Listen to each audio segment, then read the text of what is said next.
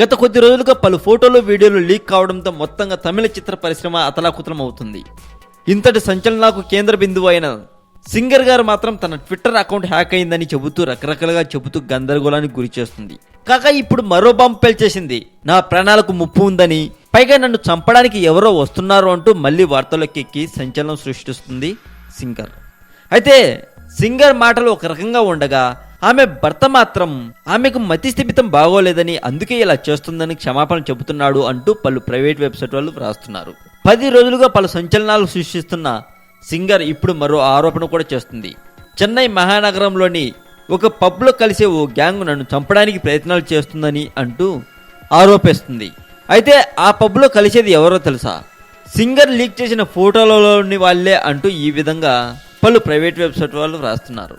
పూర్తి వివరాలు ఇంకా తెలియాలి అని చెప్పాలి. మరింత టాలీవుడ్ సమాచారం కోసం సబ్స్క్రైబ్ చేయండి టాలీవుడ్ సెంటర్.